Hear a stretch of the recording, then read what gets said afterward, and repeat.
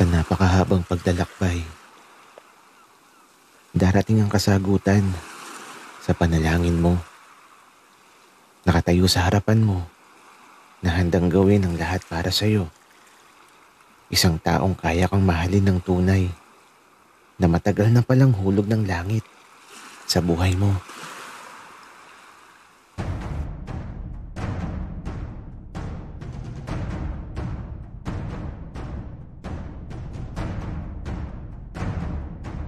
Kaibigan, huwag mong kalimutan mag-subscribe sa aming channel at huwag din kalimutan i-click ang notification bell at subscribe button. Subscribe na!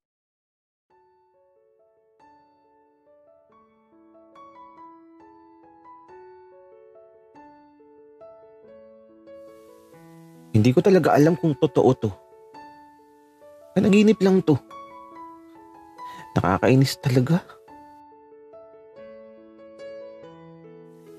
Benji, bakit ganyan ang nangyayari sa'yo? Tinakasan mo na nga si Bal. Kaso, andito pala yung tinakasan mo. Alam mo Benji, kutob ko talaga na magkakabalikan kayo. Hindi yan mangyayari, Arturo. Tamaan pa ako ng kidlat. Kaya ito, habang nagagayat kami ng mga gulay dito sa kusina, bigla na lang kumidlat ang napakalakas. Tapos nawalan ng kuryente. Kaya ito, kinabahan ako. Baka kasi tamaan ako ng kidlat. Benji, pati kidlat, nagagalit sa'yo. Ewan ko sa'yo, Arturo. Manahimik ka na nga lang dyan. Akin na nga yung sibuyas. At ako nang maghihiwa. Kaya ito, pagkaabot ni Arturo sa sibuyas, habang hinihiwa ako naluluha talaga ako. Magluluto kasi ng kaldereta si Papa. Kaya ito, gusto niya ng madaming sibuyas. Ay naku, ang sakit sa mata. Uy, Benji, bakit ka naiyak? Uy, mahal pa din niya. Arturo, tumahimik ka nga dyan. Tatapalan ko ng sibuyas yung mga mata mo. Kita mo, sibuyas tong hinihiwa ko. Benji, paano mamaya? Sabi ko sa pagtulog. Uy, kalmahan mo lang ha. Baka mamaya hindi ka makakatulog. Arturo, ano ba? Papasakan ko ng carrots yung bibig mo. Walang ganun. At hindi mangyayari yung mga iniisip mo. Okay. Sabi mo Pero Benji, what if lang naman kung siya talaga yung para sa'yo? Mapapatawad mo pa ba? Arturo, ang kaya ko lang gawin patawarin siya. Pero hanggang doon lang yun. Kasi nawala na yung tiwala ko sa kanya.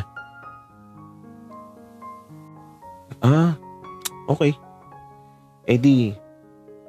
Hindi mo na talaga mahal, Benji. As in, wala nang love. Hindi ko alam kung wala na ba talaga.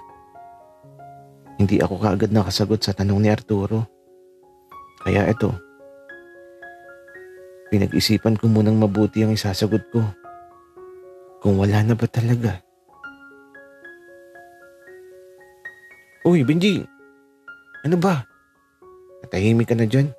Ano sagot mo? Wala na ba talagang love? As in, nakalimutan mo na ang past? As in, handa ka nang kalimutan na siya. Para maging malaya na si Bal. At para makahanap na siya ng iba. Arturo, alam mo, nakakainis ka. Hindi ko alam. Ewan ko.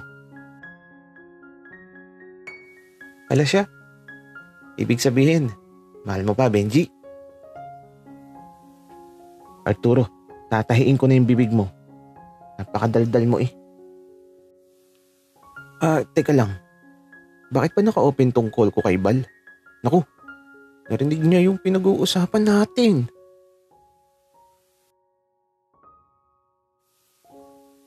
Hala, gagi. Pagtingin ko sa CP ni Arturo, naka-open talaga yung call niya kay Bal. Nakakainis. Kaya ito, siguradong narinig lahat ni Bal yung pinag-uusapan namin. Kaya ito, tinapalan ko ng sibuyas sa mga mata ni Arturo. Nakakabwisit. Kaya ito, pareho kaming luhaan sa mga sandaling to habang naghihiwa ng gulay. Nakakainis talaga si Arturo. At aba, si Bal. Dumaan sa likod ko tapos naka-headset siya at ayun.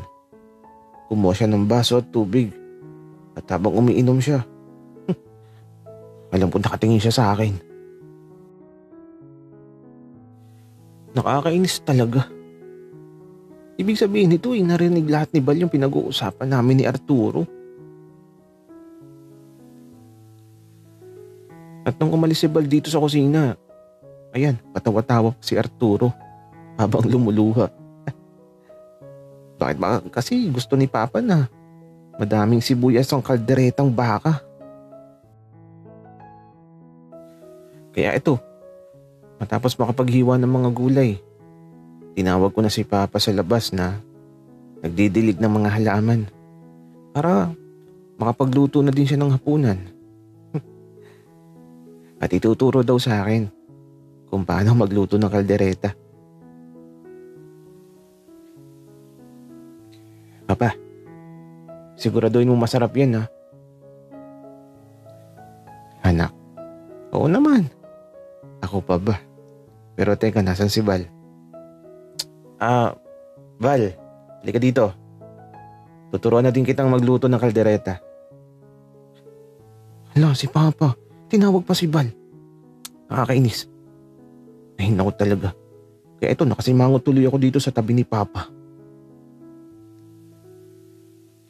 Benji, huwag kang sumimangot. Kasi Papa itang lasa ng kaldereta. Hindi magiging masarap kapag ganyan ang itsura mo. Uy ka ni Papa sa akin. Oo nga Benji, huwag kang sumimangot. Kasi mas bagay sa'yo nakangiti. Uy, ngingiti na yan. Uy ka naman ni Bal. Makakainis. Oo nga naman anak. Kaya ngumiti ka na. Di ka ba masaya kasi kasama mo si Bal? Papa, para kang sira. Ikaw naman Bal, tigil-tigilan mo ako ah. Hampasin kita ng sandok eh. Anak, ano ka ba? Huwag kang manakit, masama yun. Alam ko, Papa. Yung isa dyan ang dapat pinagsabihan mo. At eto, biglang natahimik si Bal. Akala ata niyo hindi ko ungkatin yung nangyari sa nakaraan. Anak, patawarin mo kapag nasaktan ka. Kasi di ka makakalaya sa sugat ng kahapon kung di mo bubuksan ang puso mo sa pagpapalaya sa sumugat sa nakaraan mo.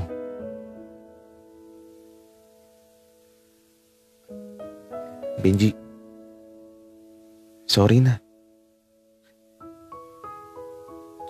Nakakainis. Bakit pa dito pa sa tabi ni Papa nangyayari ang eksenang ito? Di ko tuloy mailabas yung galit ko. Oh anak, nagsorry na yung tao. Anong dapat mong gawin? Papa naman eh.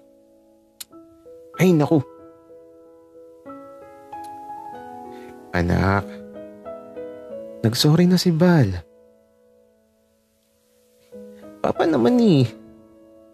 Sinaktan niya ako.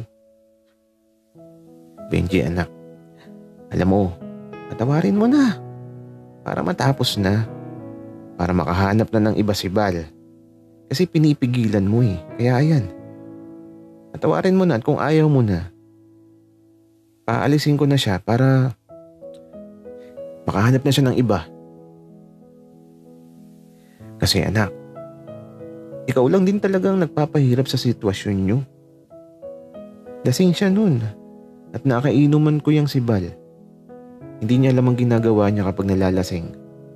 At napatunayan ko yun. Umihi kasi yan sa short niya habang nagiinuman kami.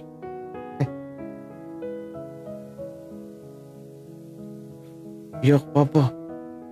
Nakakadiri. Tito, totoo po ba yan? Wika naman ni Bal. Di ko alam kung totoo yung sinasabi ni Papa. Ay naku, pero nakakatawa yun. Bal, mamaya mag-iinom ulit tayo pero huwag ka nang iihi sa short mo ha. Wika ni Papa. Tapos, tumawa siya ng malakas. Ay nako. Nakakatawa talaga yun. Kadiri. Ew. Pero, hindi ko pa din siya mapapatawad. Bahala siya sa buhay niya. Ang sakit kaya nung ginawa niya. At di niya pwedeng idahilan. Nalasing siya nung sandaling yun.